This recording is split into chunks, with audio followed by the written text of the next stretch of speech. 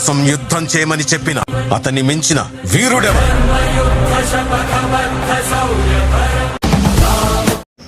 సరే, కృష్ణ పరమాత్మ ఏం చేశాడు? బ్రాహ్మణేశ్వరులు వచ్చాడు. దానో నాయన నేను యజ్ఞం చేసుకోవాలన్నాడు.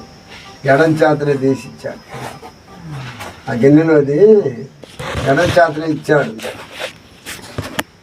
ఆయన పోయినాకే, ఏంది నాయన నాకు ఇచ్చేది ఆయనకి ఇచ్చి నాకెట్టాను, నీకు ఒకటి ఎత్తలేమన్నాడు.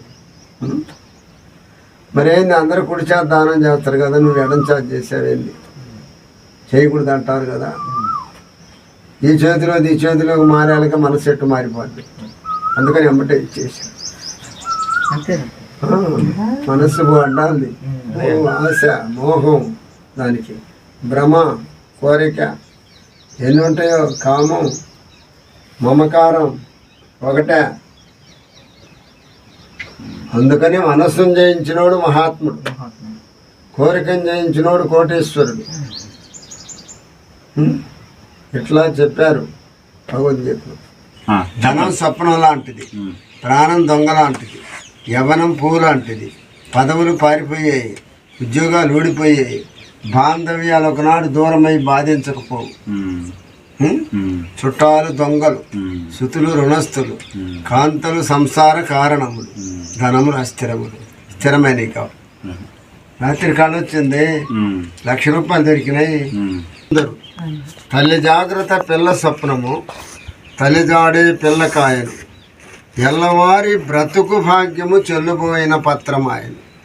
ఏదిరా ఈ జనన మరణము, నిజబోధగనిన లేదురా మోక్ష నరకమన్నది.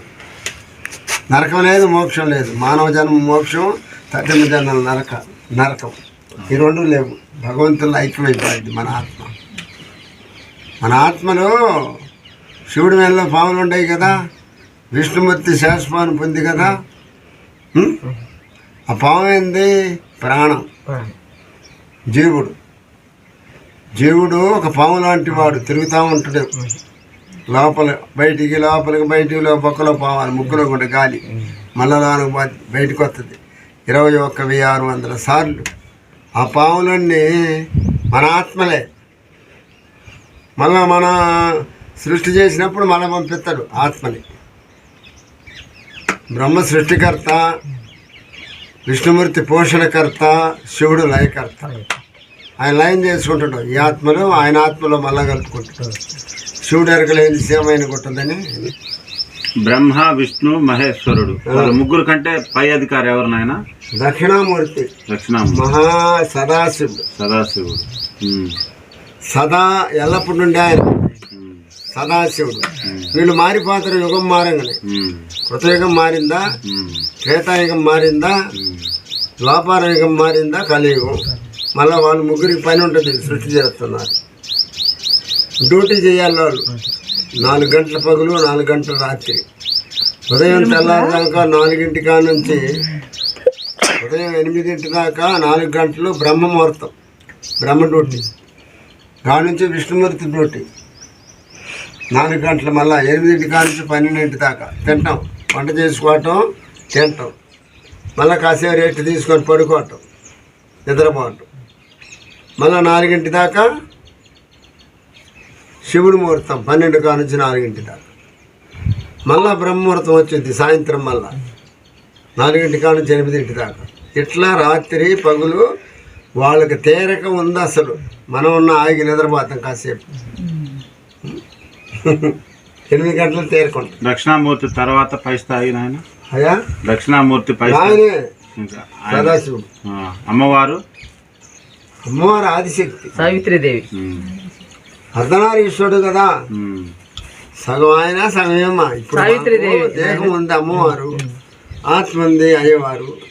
అర్ధనారీశ్వరుడు. నీలో ఆత్మ ఉంది, నీకు దేహం ఉంది. నాలో ఆత్మ ఉంది, నాకు దేహం ఉంది. ఎవరు? దేహమే స్త్రీ, ఆత్మే పురుషుడు. నీలో పురుషుడు ఉన్నాడు, నాలో స్త్రీ ఉంది, దేహం. ఇక్కడ ఇద్దరం ఒకటే, ఎక్కువ లేదు తక్కువ లేదు. స్త్రీ పురుషుడు ఇద్దరు ఒకటే. అర్ధనారీశ్వరుడు, సగం ఆడ సగం మగ.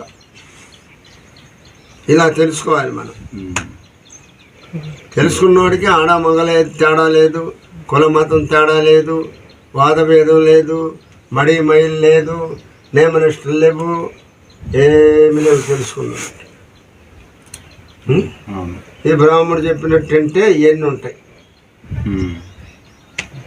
బ్రాహ్మణుడు చెప్పినట్టు వింటున్నాం ఫస్ట్ నుంచి, ఇప్పుడు వింటున్నారు. వదిలిపెట్టి గురువు కాడికి వస్తే జన్మరాహిత్యం అయింది, లేకపోతే జన్మలు తప్ప కర్మలు తప్ప. మనకు భగవద్గీత, గురుగీత, అవును. వశిష్ఠ గీత,